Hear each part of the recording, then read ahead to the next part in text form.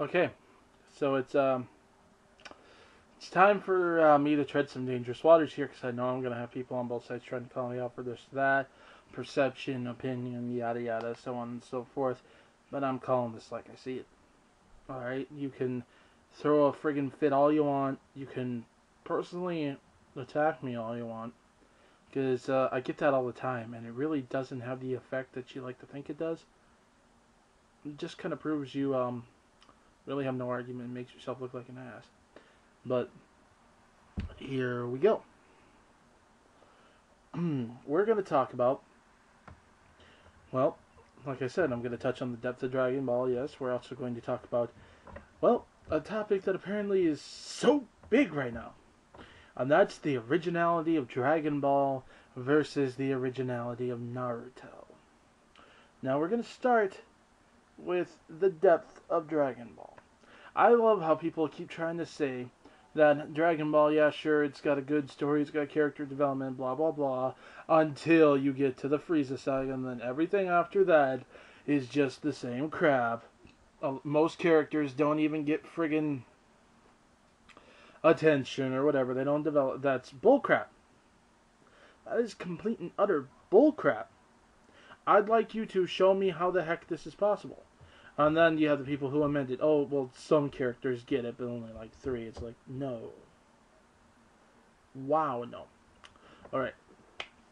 Let's break down how these characters are, alright?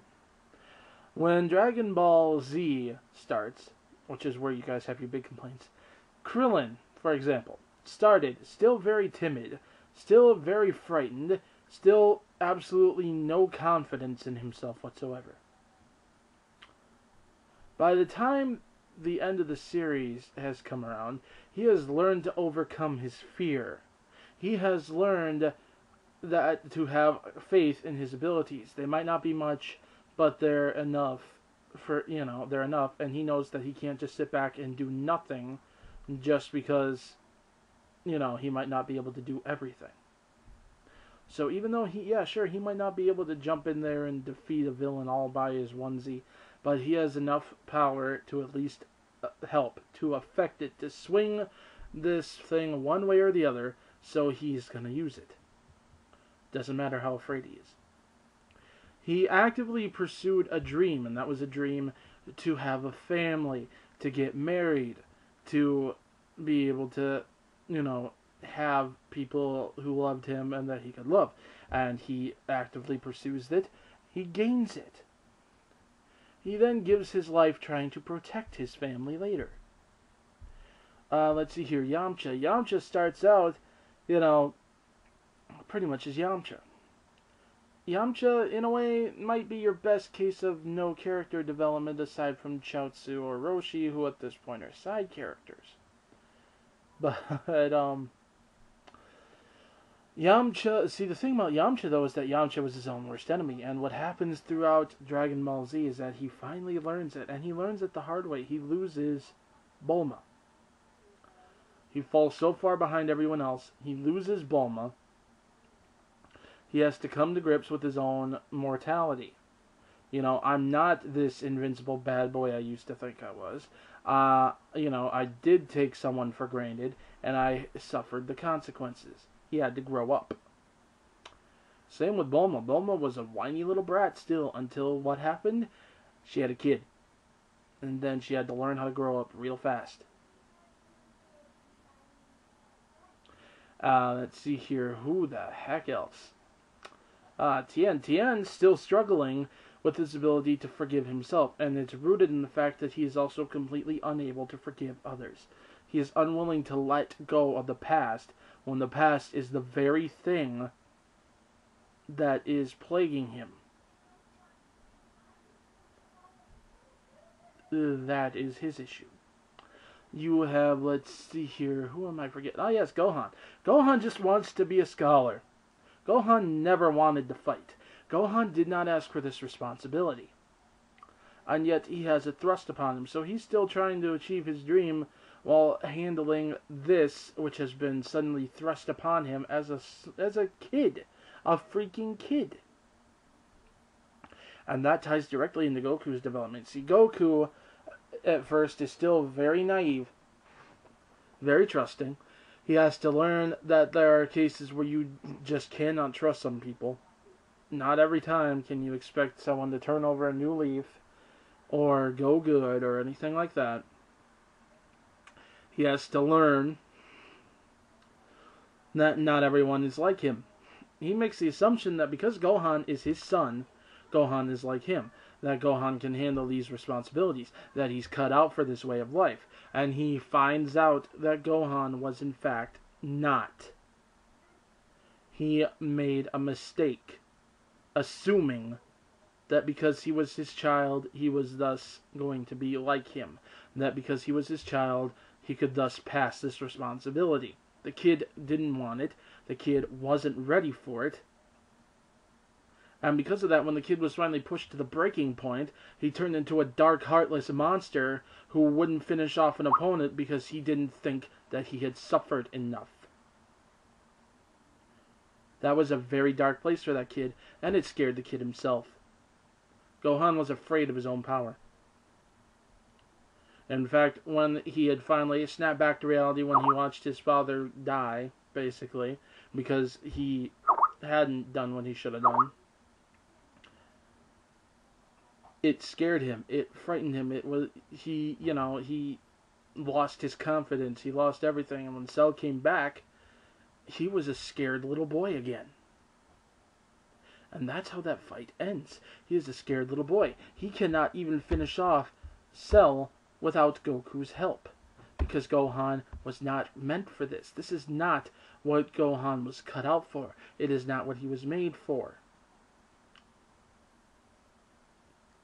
Okay, now you got Piccolo. Piccolo starts out still being evil. Not as evil as his earlier self, mind you, but still pretty darn evil. And what happens? See, it's also based on Piccolo's roots. The reason that Piccolo and Kami had to split, the evil that had been born in Kami's heart, the desire to make people pay, to think that he could decide how they could live their lives better than they could, was based on seeing their cruelty toward each other, their cruelty toward him, assuming that he was a monster just by looking at him. I mean, look at Piccolo. When people see him, they freaking run. Even when he laughs, it looks frightening. He's got fangs. So when he, finally meets someone who doesn't judge him based on his appearance, when he finally meets someone who doesn't just assume that he's evil, and who actually takes the time to befriend him, it changed him. And it was a gradual change at first, too. Piccolo was still partially, he never went fully good until he fused with Kami. He really didn't. He was still very standoffish. He was still very aggressive. He was still very, well, in some cases, the evil hadn't fully been purged from him. He still had the desire to, punish people, to make people pay, to do this and that. It just, it wasn't his main drive. That kid was. Protecting that kid. That kid was, to his way of thinking, his only friend. It's to the point where he sacrificed his life so that that kid wouldn't die. Okay, this is the development of Piccolo. Vegeta, do I really need to explain Vegeta's? Vegeta's is the only one that you guys seem to think has development. I don't even think you understand it, though. You just think he's got development because he starts out evil and then goes good. So, let's take a look at the character development of Vegeta, just for poops and giggles. This is going to be a two-parter, by the way, in case you're wondering. Not the Vegeta thing, the whole scenario here. You got freaking Vegeta. Evil. Flat out evil. I know a lot of people, and a lot of fanboys, and a lot of fangirls like to buy into the delusion that Frieza twisted him. He wasn't always this way. No. Vegeta was evil. Most of the Saiyans, in fact, pretty much all the Saiyans were.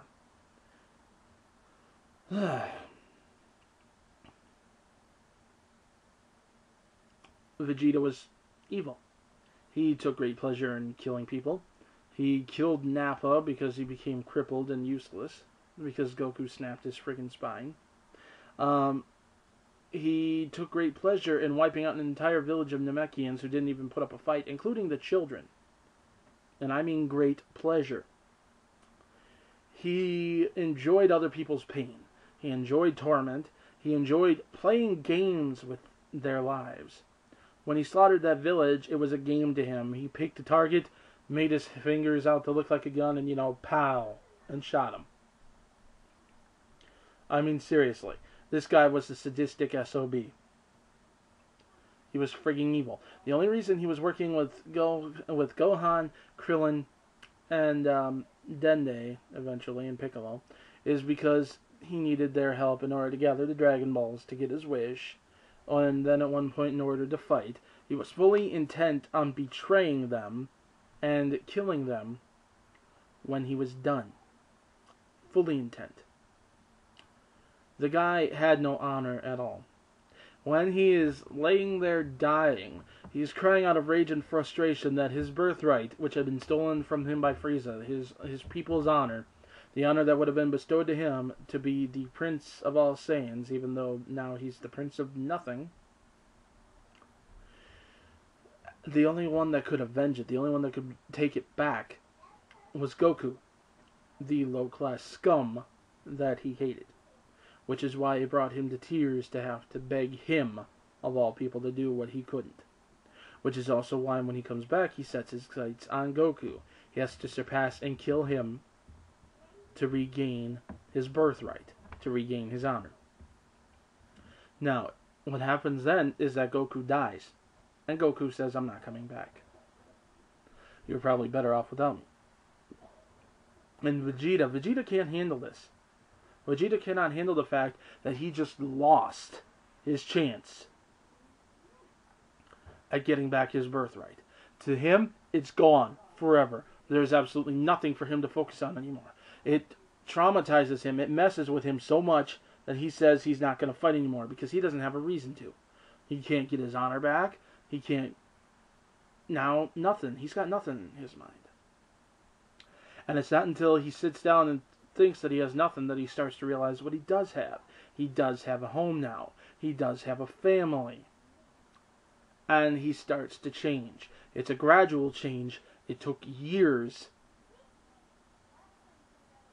But it happened.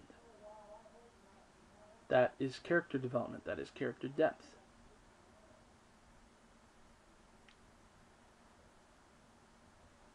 As for plot depth, well, let's see here. First is Goku learning about the fact that he's not even from this planet, which is something that he never knew, and learning that the race that he is a part of are a bunch of evil, murdering scumbags.